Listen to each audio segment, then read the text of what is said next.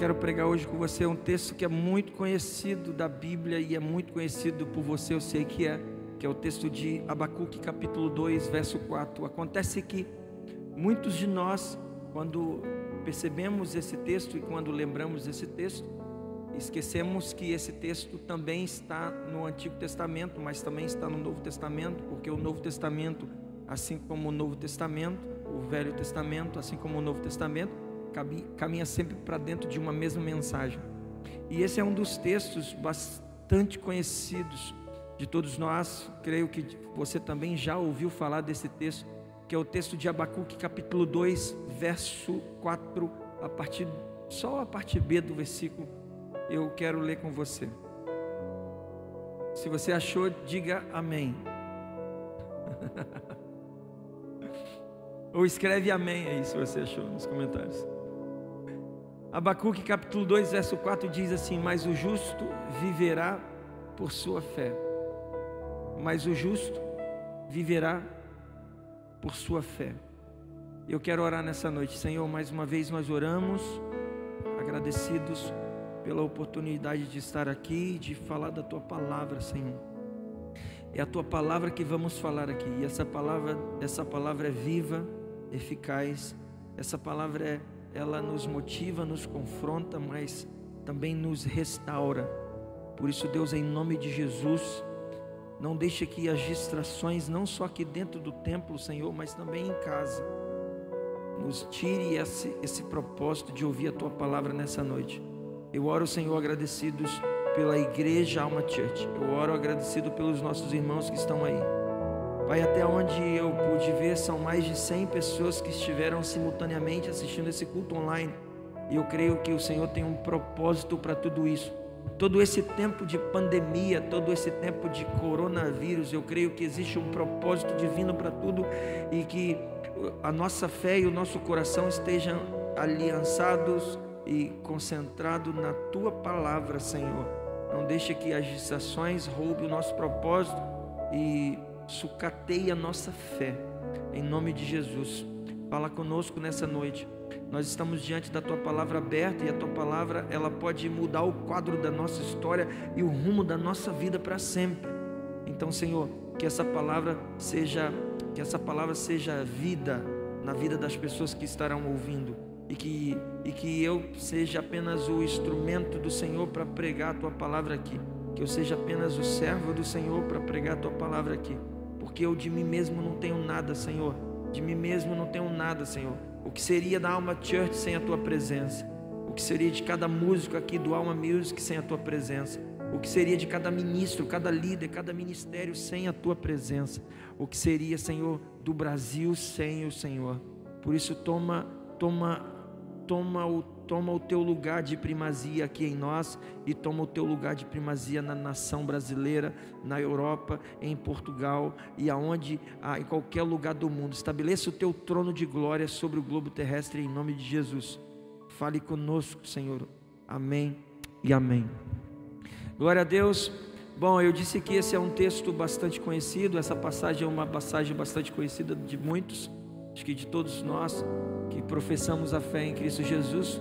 Em algum momento da nossa caminhada, nós ouvimos alguém dizer, seja na EBD, seja na escola, seja no seminário, ou em algum momento da nossa vida, a gente ouviu alguém dizer isso para a gente: olha, o justo precisa viver pela fé.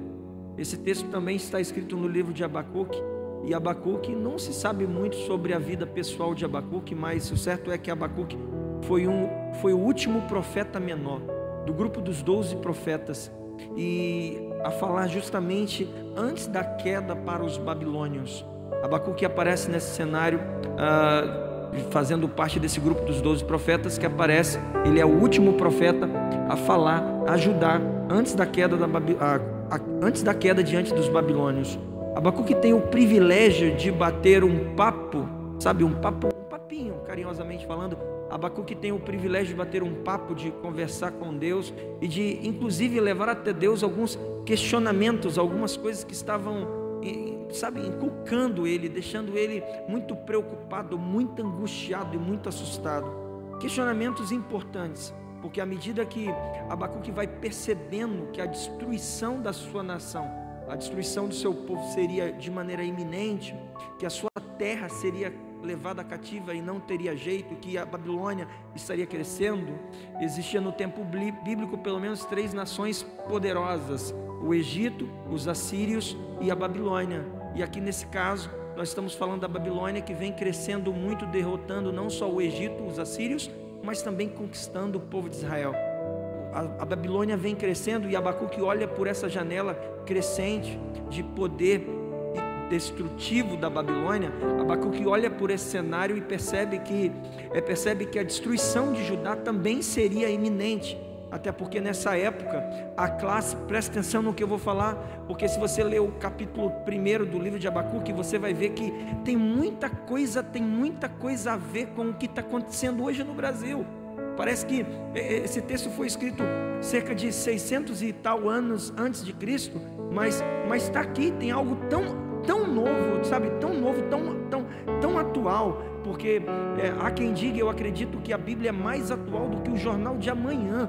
Porque percebe, deixa eu te falar uma coisa, nos primeiros versículos do capítulo 1 do livro de Abacuque, Abacuque vai falando bem assim, olha, ele fala assim, olha, a lei se afrouxa, a justiça nunca se manifesta, pois o ímpio cerca o justo, de modo que a justiça se prolifera, sabe, a justiça é pervertida, a destruição e a violência estão diante de mim, também há contendas e o litígio é comum, sabe, parece que isso foi escrito 600 e tal anos antes de Cristo, mas é algo tão atual. Abacuque escreve nessa época em que a classe política havia se corrompido, estava em crise, existia pelo menos 3 crises aqui dentro do livro de Abacuque, que é uma crise, existiu uma crise, pelo menos 2 crises, existiu uma crise dentro da esfera política e também existiu uma crise dentro da esfera religiosa.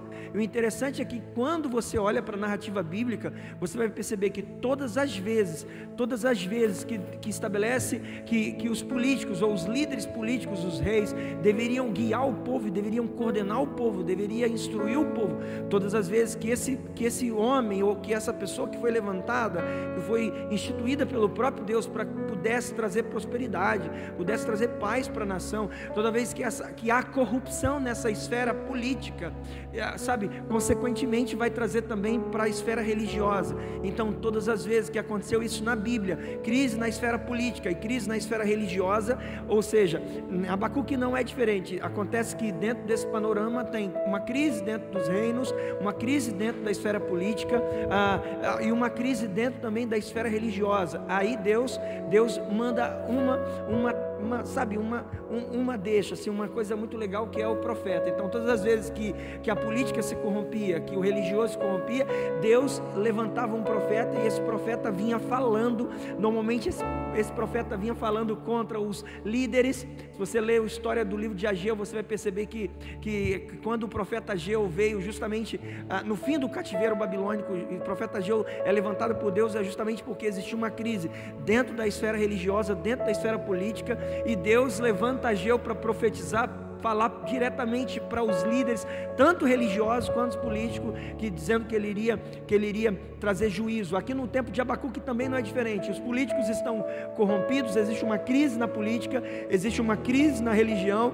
Então Deus levanta um profeta, e o profeta vem com muita veemência, com muita autoridade, profetizando contra esse sistema corrupto, contra essa decisão pecaminosa que a nação vem caminhando. Então é por isso que o profeta sempre vai sofrer. Toda vez que existe essa crise, Deus sempre levanta um profeta, e o profeta sempre vai sofrer porque ele é levantado por Deus para bater de frente contra o sistema, para profetizar, para dar de dedo na cara do sacerdote e falar: olha, conserta o altar, porque senão tudo que você fizer aqui, Deus não vai receber. E quanto aos reis, Deus também vai te falar: olha, eu estou tratando você não vai poder fazer isso. Ou seja, Deus sempre vai levantar um profeta, um homem de Deus, uma pessoa para falar.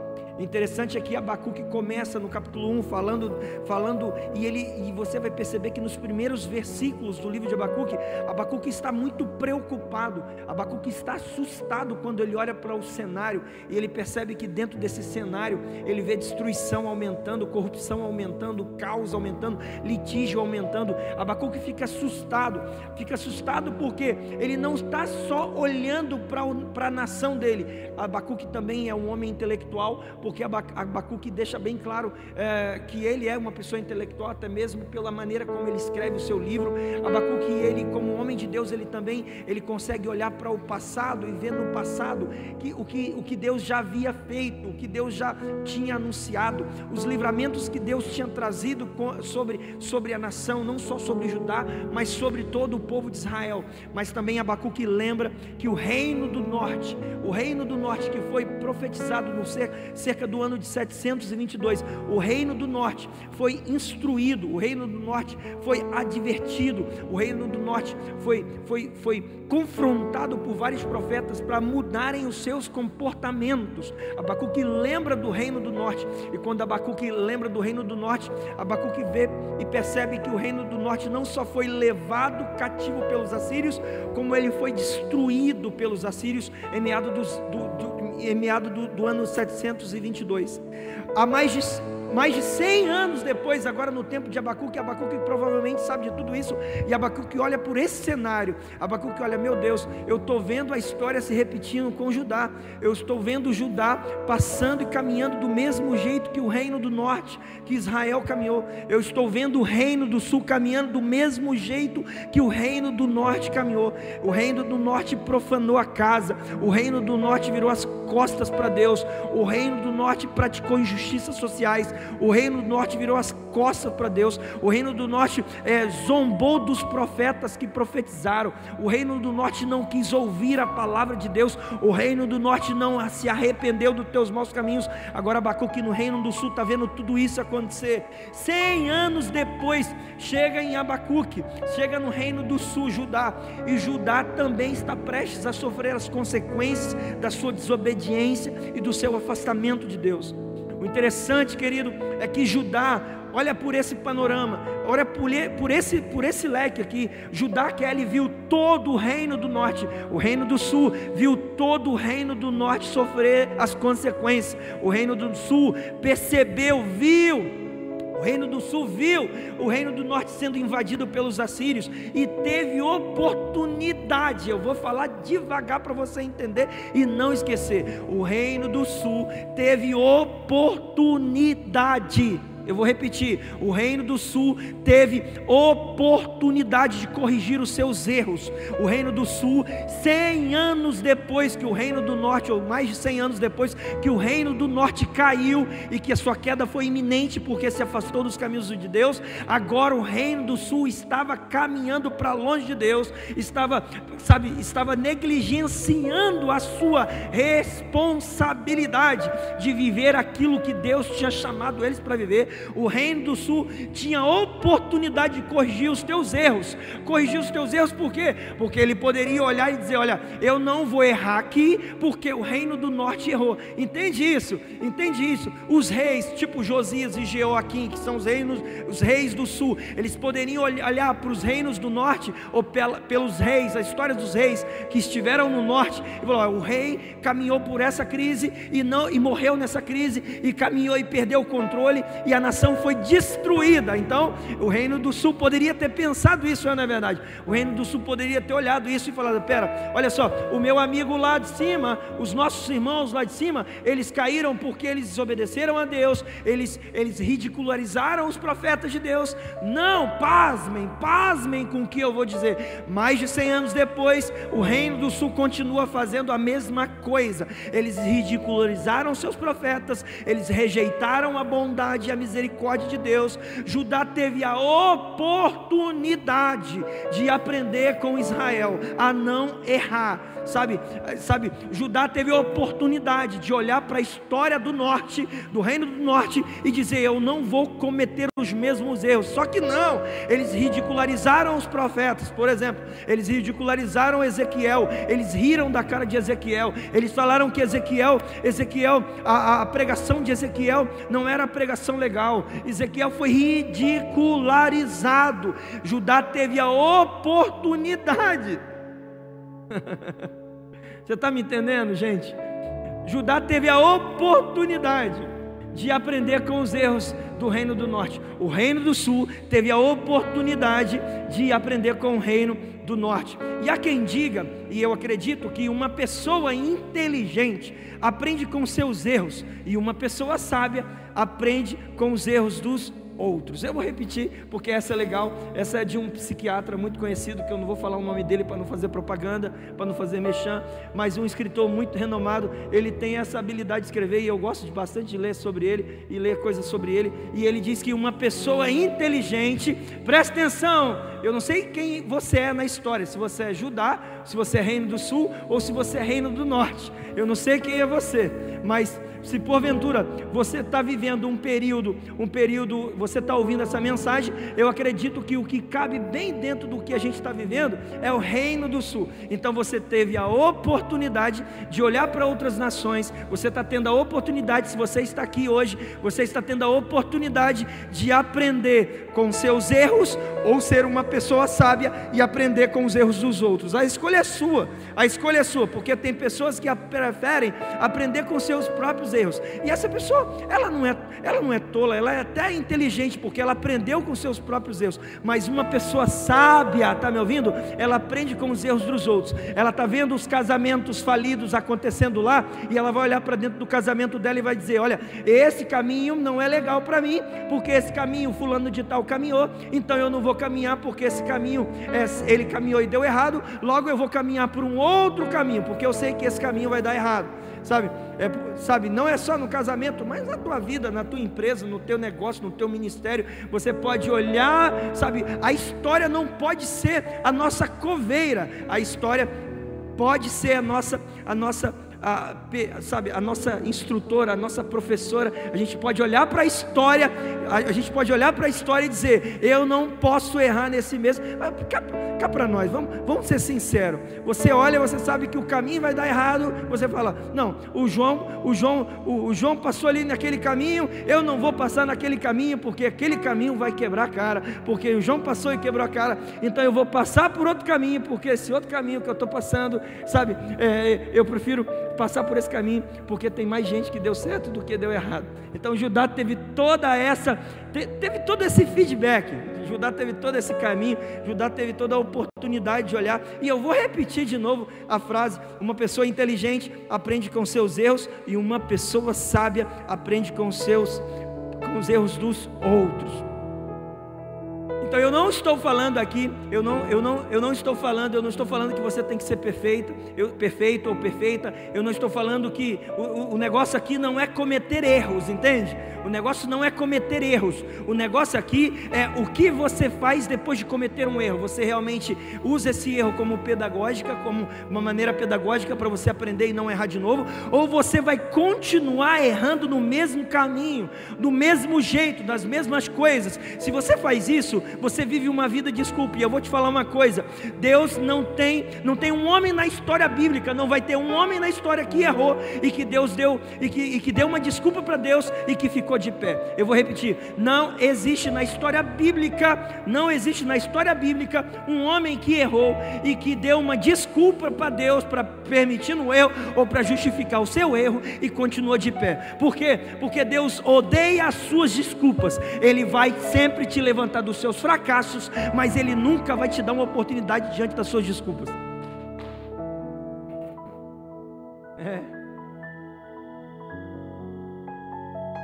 Vou mandar fazer um púlpito daqueles de madeira para mim, grandão assim, para eu bater nesse, pá, pá.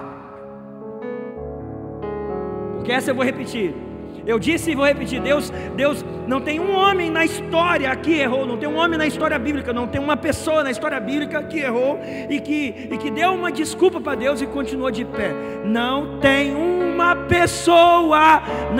pessoa que errou, que falhou, que pecou e que deu uma desculpa para Deus. Você dá desculpa para João, você dá desculpa para Maria, você dá desculpa para mim, você dá desculpa para o Alberto, você dá desculpa para o Severino, você dá desculpa lá para o síndico do teu prédio, você dá desculpa para o guarda, você pode dar desculpa para tudo, mas Deus você não consegue, porque Deus conhece o teu coração. Então, partindo desse pressuposto, Deus não tem problema com isso, em lidar com isso. O negócio é que Deus odeia as suas desculpas. Ele te levanta do teu fracasso, mas Ele nunca te levantará das suas desculpas. E eu vou te mostrar uma coisa. Se você olhar dentro da Bíblia, no livro no Antigo Testamento, eu vou te dar o exemplo de duas pessoas que erraram. E a diferença delas, a diferença dela é como ela se comportou depois do erro. Por exemplo, Saul errou. O problema é que Saul errou e deu uma desculpa. Então, a primeira pessoa no Antigo Testamento que errou e que deu uma desculpa foi Saul. A segunda pessoa que errou, mas não deu uma desculpa, se arrependeu, foi Davi. Então, Saul errou. E o que Saul fez para consertar o seu erro? Ele simplesmente tomou o lugar que não era dele. Ele deu uma desculpa para justificar o erro que ele tinha cometido. Saul errou e ele sacrificou. Então, 1 Samuel no capítulo 15, Deus disse para Saul através de Samuel: olha, vai agora contra os amalequitas, ataque e destrua totalmente esse povo, destrua tudo que eles tiverem. No verso 5 do capítulo 15 de 1 Samuel, Deus disse para Saul, sabe, a Bíblia diz que Saul armou uma emboscada no vale. Eu estou falando do cara que dá uma desculpa, mas não permanece de pé, porque o problema dele agora é com o próprio Deus. Saul, ele recebe uma instrução e ele vai colocar essa instrução em prática, mas ele comete erro. Olha só, Saul, ele arma uma emboscada, ele captura o rei dos amalequitas, só que a orientação divina não é para ele capturar o rei, a orientação divina é para que ele destrua os inimigos, ou seja, os amalequitas.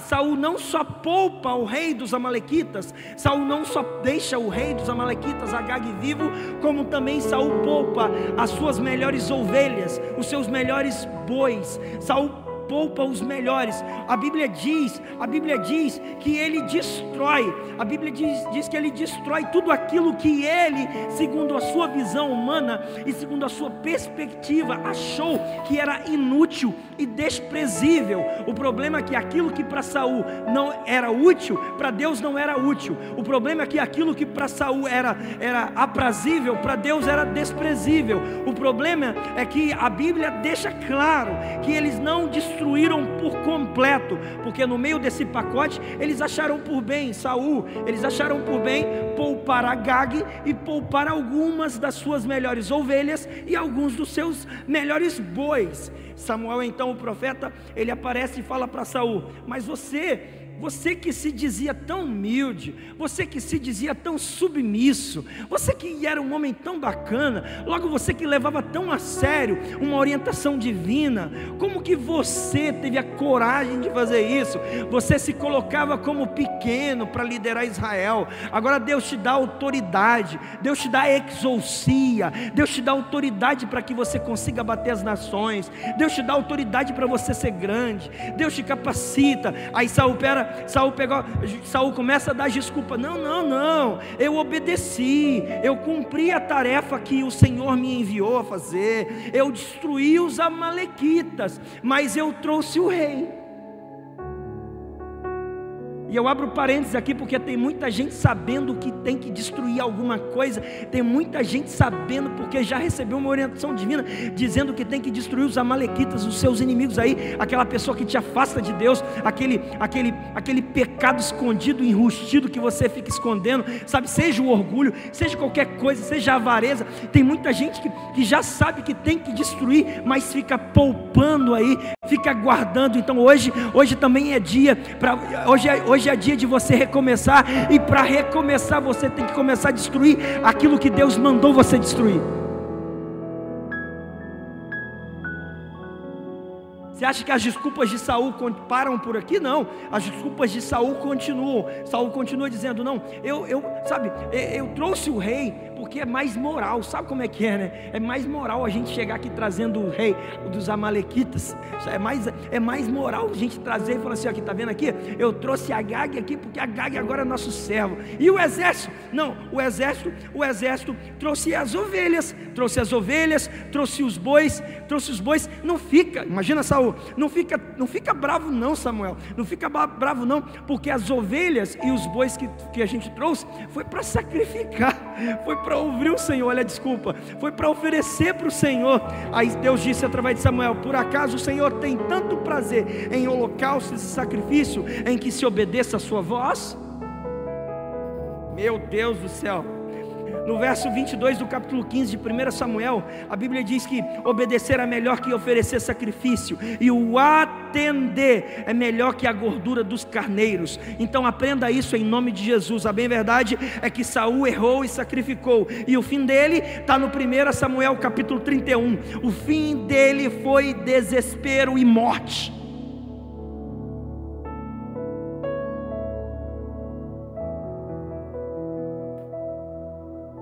O fim de Saul foi desespero e morte. Por quê? Porque Deus não tolera desculpa. Deus não tem um homem na história que errou e que deu uma desculpa para Deus. Eu fiz isso por causa disso. Não. Deus não quer ouvir as suas desculpas. Sabe por quê? Porque Ele te perdoa dos teus pecados, mas Ele não vai te dar uma segunda chance por causa das suas desculpas. Papo.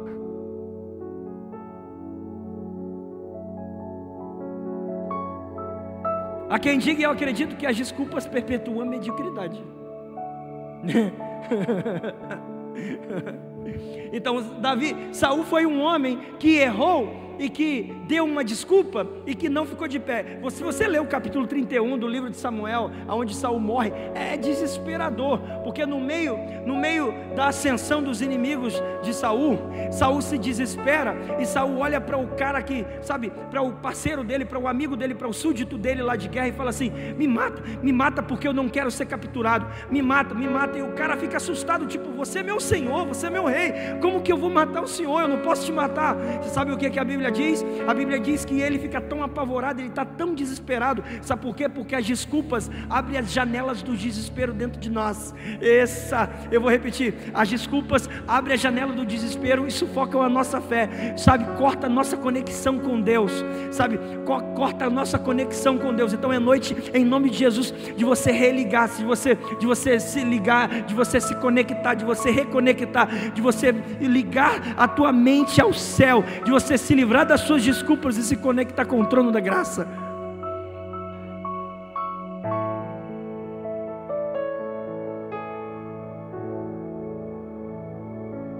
Cara, é uma loucura, porque no capítulo 31 Saul vê que o cara não vai matar ele pega a espada do cara, se mata.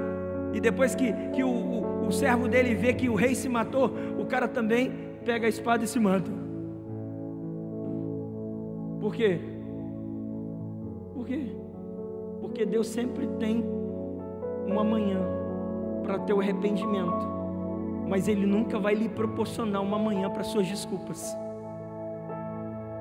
E o pior é que você sabe das suas desculpas e continua dando, e que você não só coloca a sua vida em risco, mas você também coloca a vida das pessoas que estão próximas a você.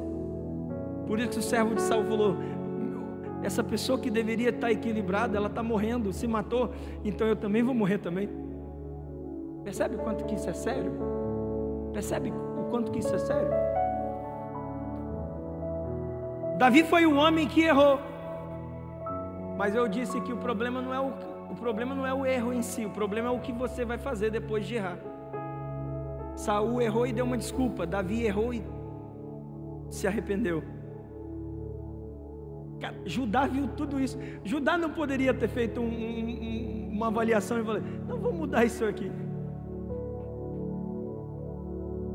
O reino do norte era composto por 10 tribos, e o reino do sul era composto por 2. E aqui tem uma outra coisa legal, Porque nem sempre quem tem a maioria é porque Deus está lá.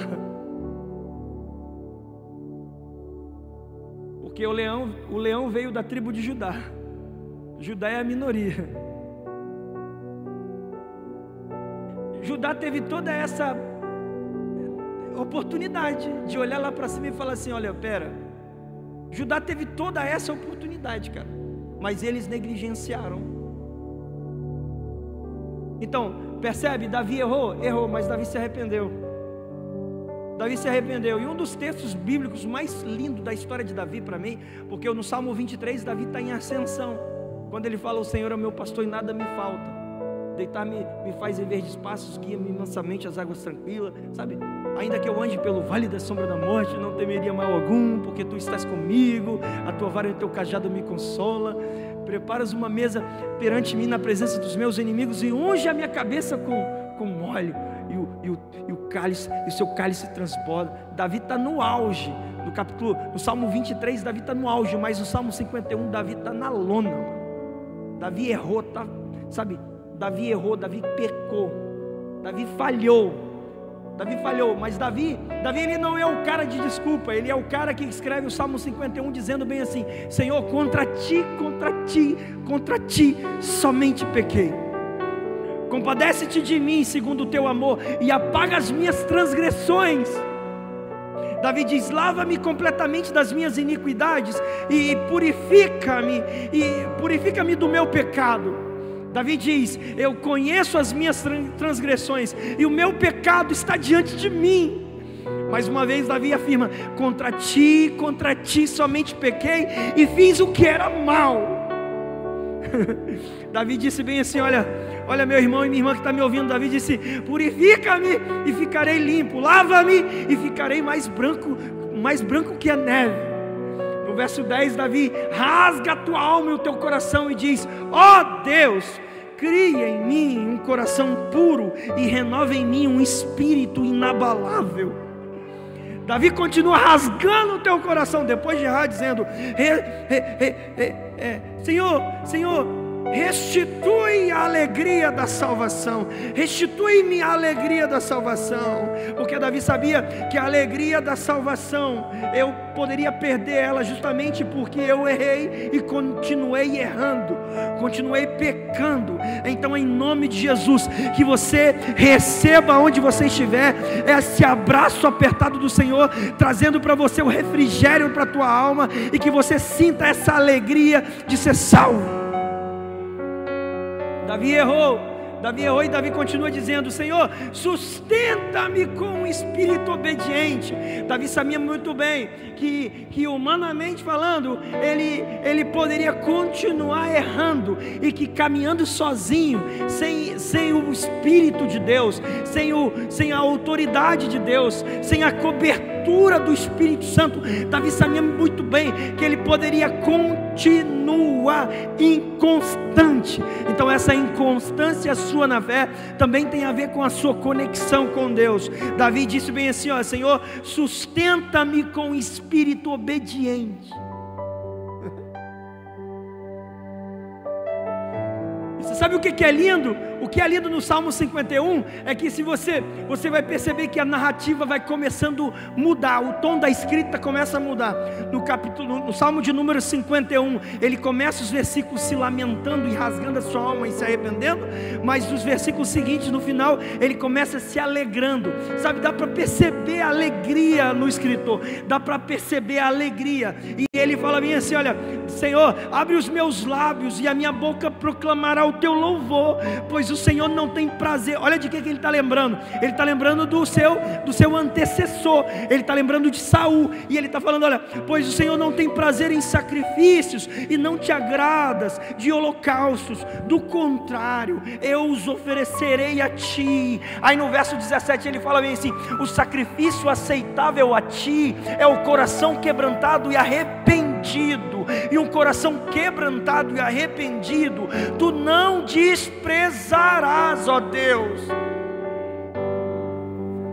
Então, aonde você estiver ouvindo essa mensagem, os que estão aqui dentro, em nome de Jesus, abre o teu coração de uma vez por todas. Se você quer chamar a atenção do teu Deus, se você quer viver algo que você nunca viveu, começa a fazer o que você nunca fez. E talvez o que você nunca fez não é mudar as suas vestes, mas é mudar o teu coração, sabe? Não é mudar a tua roupa, não é usar gravata terno, não que isso seja pecado ou que seja certo, sabe? Mas é que você muda o seu comportamento, o teu coração, porque quando Deus transforma o teu coração, a tua mente é transformada, e quando a tua mente e o teu coração é transformado, os teus resultados irão ser transformados também.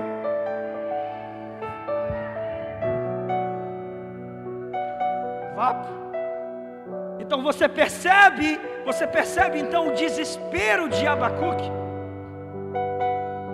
Abacuque, de acordo com o próprio Lutero, traduziu o nome de Abacuque como aquele que abraça. Porque Abacuque foi justamente aquele que no seu ministério, ele chega nesse momento de caos, olhando para esse panorama, vendo que o reino do norte errou, e que caiu diante dos assírios, e agora ele olha para a sua nação, vai acontecer aqui, já está acontecendo aqui, estamos em crise na política, estamos em crise na religião, eu vou começar a profetizar contra os reis, eu vou começar a profetizar contra o sistema, eu vou ser apedrejado. Abacuque olha para todo esse cenário, e mesmo nesse cenário, diante do caos, diante da dor, ele decide abraçar o teu povo com uma mensagem poderosa. Que tipo de mensagem você está pregando? Que tipo de mensagem você anda pregando aí, profeta? Que tipo de mensagem você anda postando? Que tipo de sermão você anda vivendo? Porque mais importante do que a tua oratória é o sermão que você vive sem pregar. Percebe o desespero de Abacuque? Judá teve uma janela de mais de 100 anos para se arrepender. E talvez você esteja ouvindo esse sermão e assistindo esse culto e olhando para isso e pensando: meu Deus, Deus está me dando uma oportunidade para eu me arrepender e começar hoje. Então aproveita isso em nome de Jesus. Aproveita essa oportunidade hoje em nome de Jesus e volte para Jesus hoje e recomece hoje.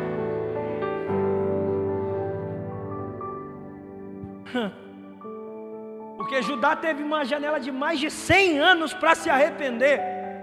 E se arrependeu, sim ou não? Não se arrependeu.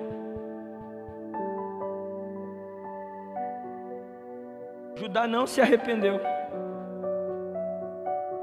E uma pessoa inteligente é aquela que aprende com os seus erros. E uma pessoa sábia é aquela que aprende com os erros dos outros. Então Abacuque começa o seu livro falando, sabe, trazendo um peso. Um peso. E qual é o peso, pastor, que ele traz? É a mensagem. A mensagem pesada. É uma mensagem de um papinho que ele tem com Deus. Porque ele olha para a nação, ele vê injustiça social, ele vê crise, ele vê todo mundo caindo. E Abacuque começa a questionar com Deus, dizendo para Deus bem assim: Deus! Vê se isso se identifica com você. Abacuque começa a falar: Deus, até quando eu clamarei? Até quando eu clamarei e não escutarás, Senhor? Até quando eu gritarei? Até quando eu gritarei? Até quando eu clamarei? Gritarei violência e tu não salvarás. Abacuque começa a dizer: olha, eu vejo maldade e opressão. O litígio é comum no meio da nação. E por causa dessa negligência, a lei se afrouxa e a justiça nunca se manifesta. Quando tudo parece que está ruim, fica ainda pior do ponto de vista humano, porque Deus brada como resposta para Abacuque, dizendo para Abacuque que Abacuque iria ouvir o que ele não queria ouvir. Porque nem sempre Deus vai te responder da maneira que você quer. Está me ouvindo? Abacuque está reclamando de violência. Abacuque está reclamando da lei frouxa. Abacuque está reclamando da negligência, da crise. E está dizendo: Deus, até quando nós vamos clamar? Até quando a violência vai estar diante de nós e o Senhor não vai nos salvar? A resposta do Senhor para Abacuque não veio da maneira que ele quis, porque Deus disse, olha o que Deus disse, eu estou falando, se você pensa que estava ruim, ficou pior, porque antes de melhorar vai ficar pior ainda, porque tem que espremer para sair o caldo melhor. Deus disse para Abacuque bem assim, olha, ainda no capítulo 2, ainda no capítulo 1, a resposta de Deus para Abacuque foi, olha, eu estou levantando os babilônios, e essa nação feroz e impetuosa, que marcha sobre a largura da terra, para se apoderar das nações alheias. Você imagina a cabeça de Abacuque, imagina a cabeça desse crente, olhando para tudo isso, olhando para todo esse cenário e dizendo, meu Deus, como que pode, eu achei que estava ruim, agora está ficando pior, como que é possível, Deus vai trazer a Babilônia para nos punir.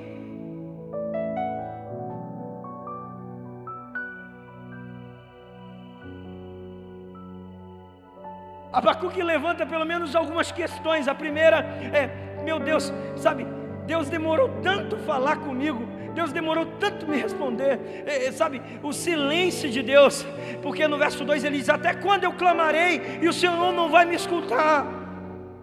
Parece que a oração do profeta, parece que a oração desse crente não está ecoando nos ouvidos de Deus.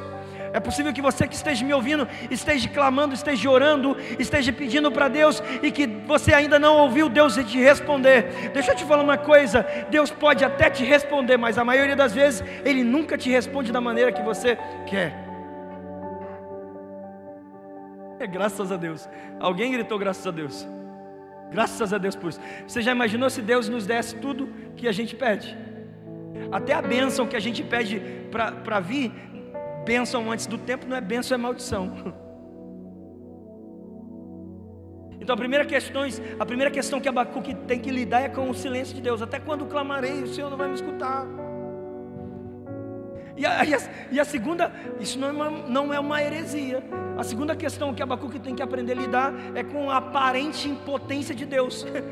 Ele olha para isso no verso 13, e ele olha no verso 13 e fala, Senhor, o Senhor é tão puro de olhos, que não podes ver o mal, e que não podes contemplar a maldade. Por que ficas apenas olhando para o perverso, e te calas enquanto o ímpio devora quem mais que devora o justo?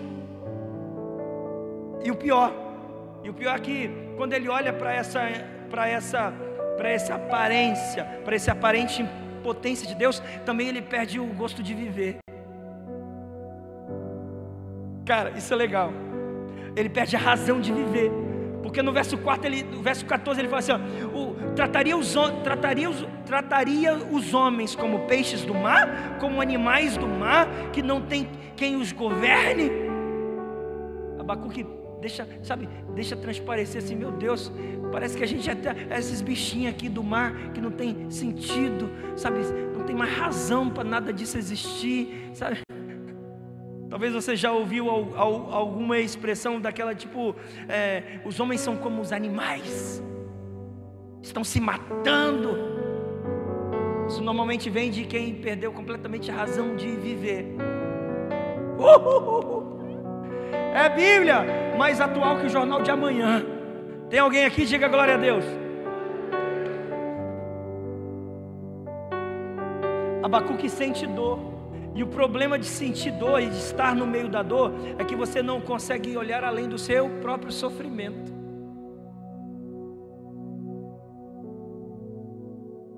A dor tira completamente a sua capacidade crítica e te impossibilita de olhar friamente para as possibilidades diante da crise.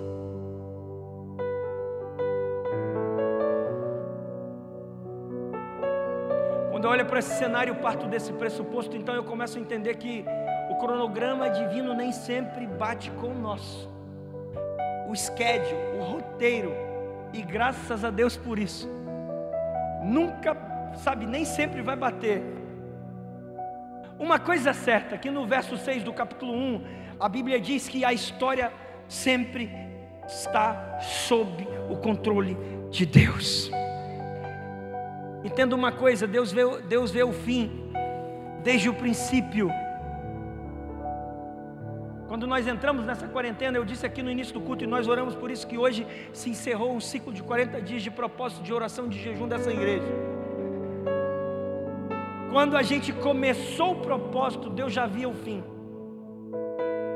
Quando a gente começou lá atrás, sem nenhum equipamento, sem nada de filmagem, sem nada, Deus falou assim: eu já estou vendo vocês transmitindo, eu já estou vendo vocês, cada culto evoluindo um pouco mais, eu já estou vendo vocês, sabe, enquanto você está pensando que é o fim, Deus está apenas no começo de uma nova história para a tua vida e para o teu ministério.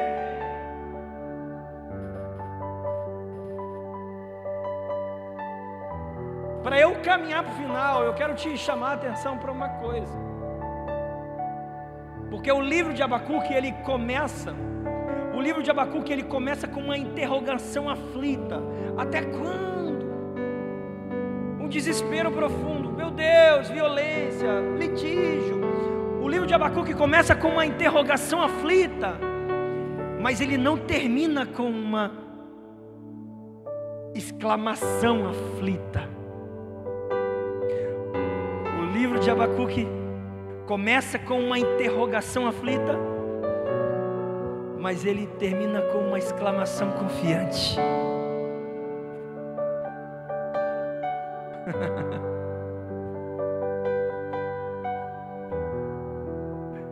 Porque Abacuque no final, ele mesmo sabendo que as dificuldades eram reais e seriam inevitáveis, mesmo sabendo de todas as dificuldades que ele estava enfrentando e que a nação iria enfrentar, ele encontrou nesse convívio, nesse diálogo, nesse tempo com Deus, resposta. Ele encontrou em Deus condições e capacitação para enfrentar toda e qualquer situação que viria. Então, hashtag confie.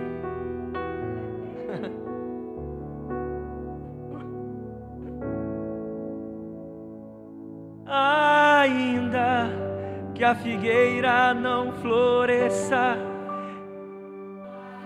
fruto da vide e o produto da oliveira minta.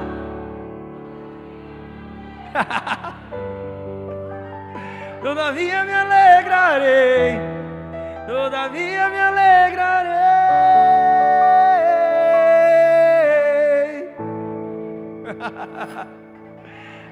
O livro de Abacuque começa com uma interrogação aflita, mas ele não termina com uma interrogação aflita, ele termina com uma exclamação confiante.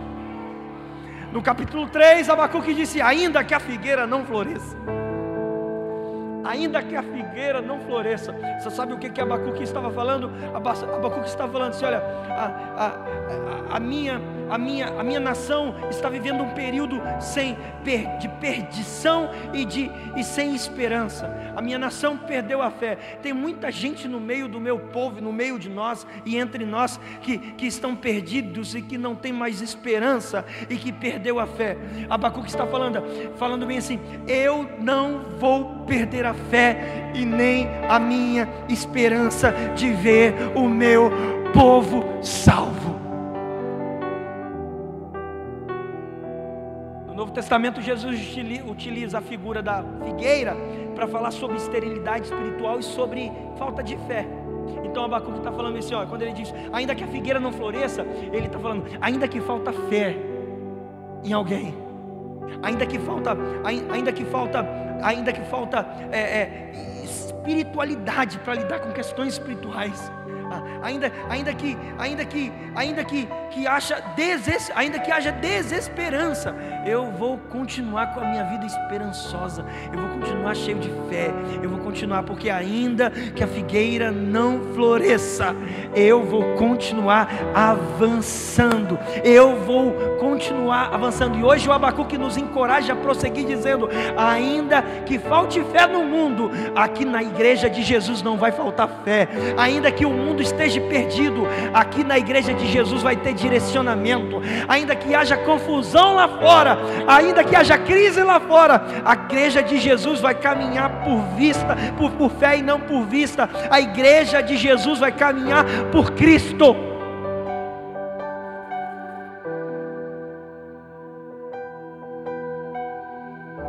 Então você que está me ouvindo, como que está a tua produção de frutos, figueira? Ainda que a sua figueira não esteja florescendo, ainda que está faltando fé, ainda que dentro da tua casa, da tua família, só está tendo lugar para reclamação e para murmuração. A reclamação e a murmuração também roubam o teu propósito. Então, em nome de Jesus, ainda que você esteja passando por esse período de esterilidade, em nome de Jesus, Deus pode colocar fé no teu coração onde você estiver. Deus pode te visitar de uma maneira sobrenatural. Então aproveita esse tempo para dizer: eu quero Jesus, e já abre a câmera do teu telefone e coloca no... Rapaz, esse negócio é chique demais, né? E coloca no QR Code aqui, ó, que tu vai entrar nesse grupo aí, esse grupo de discipuladores cheio de Deus, que vai te encorajar. A essa figueira que não dá fruto vai começar a dar fruto, e você vai caminhar por fé, porque o justo viverá da fé. Então basta você dizer sim para Jesus agora. Tá aí, tá do meu lado esquerdo aqui, não tá? Coisa chique, né? Abacuque termina dizendo, olha a exclamação de Abacuque. Olha a coisa linda. Abacuque dizendo assim, ó, ele não fala só, ainda que a figueira não floresça. Ele continua dizendo, ainda que não haja fruto na videira e o produto da oliveira falhe. O fruto da oliveira, sabe o que é? Azeitona.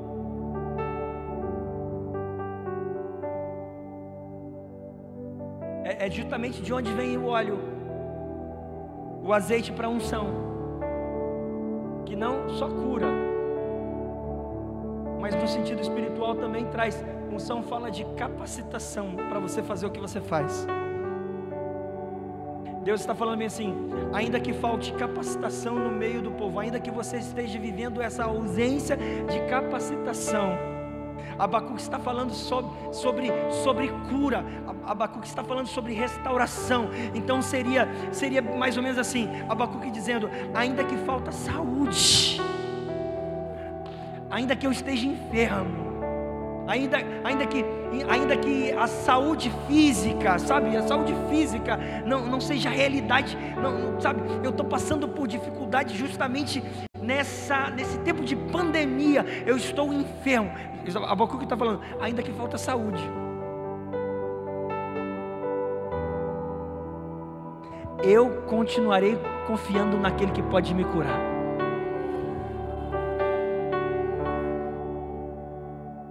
Terceira coisa para a gente caminhar para o final, eu quero chamar a galera do louvor para vir. Abacuque disse bem assim no final do versículo 3, exclamação poderosa, ainda que o rebanho seja exterminado do estábulo e não haja gado nos currais. Segura essa então. Era justamente aqui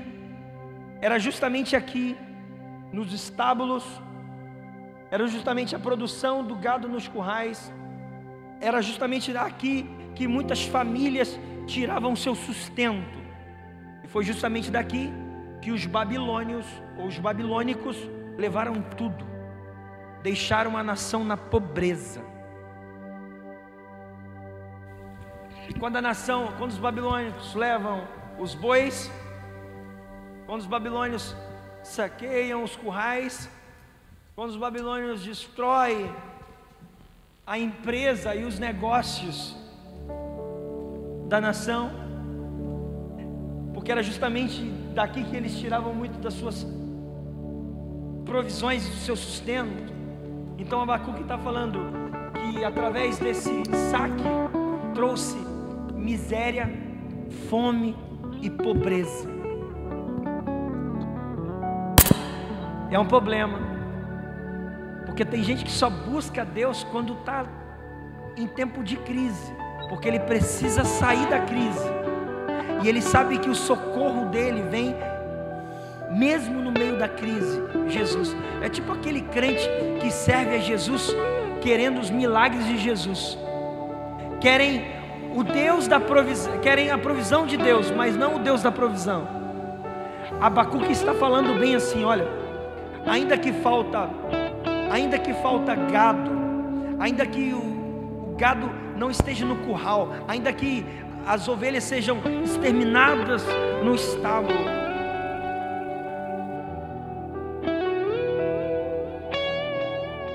eu vou continuar confiando em Deus.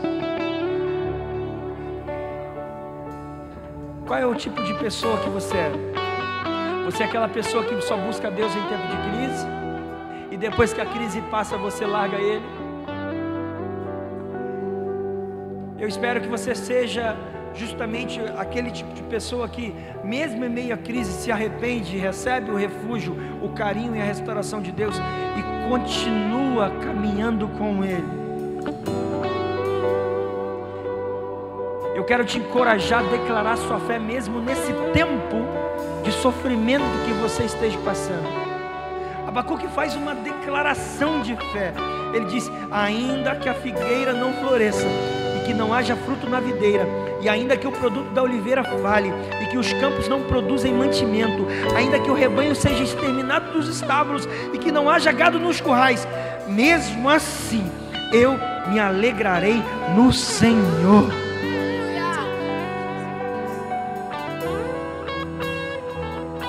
Agora segura essa que eu vou te falar para você ouvir.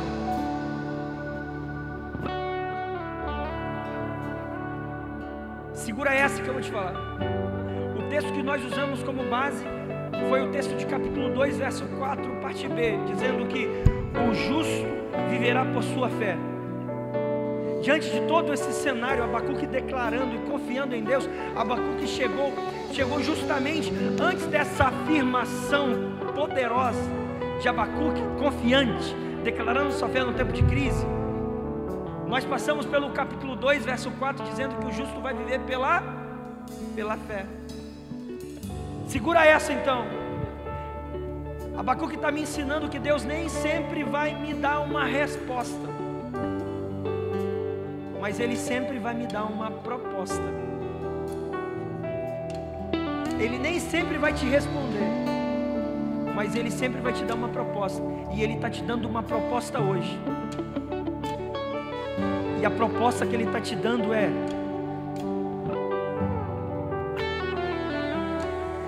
e a proposta que Ele está te dando é: viva pela fé. Deus nem sempre vai te responder, está me ouvindo?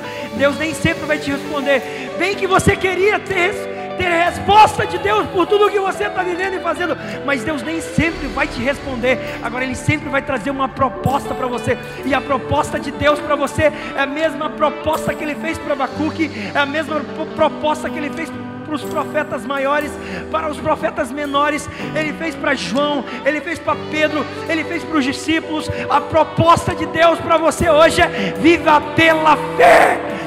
Ainda que a figueira não floresça, ainda que não haja fruto, ainda que o produto da oliveira minta, ainda que as ovelhas sejam arrebatadas dos currais, eu todavia me alegrarei no Senhor e exaltarei no Deus da minha salvação. Então viva pela fé em nome de Jesus. Viva pela fé. Pega essa palavra em nome de Jesus e receba essa proposta de Deus agora. E escreva aí: eu quero Jesus. E hoje é o dia de você aprender a viver pela fé, porque Jesus vai trazer todo o mecanismo, todas as ferramentas, tudo que você precisa. Hoje Ele tem para você agora. Então cai para dentro desse grupo agora de recomeço e volte-se para Jesus agora em nome de Jesus.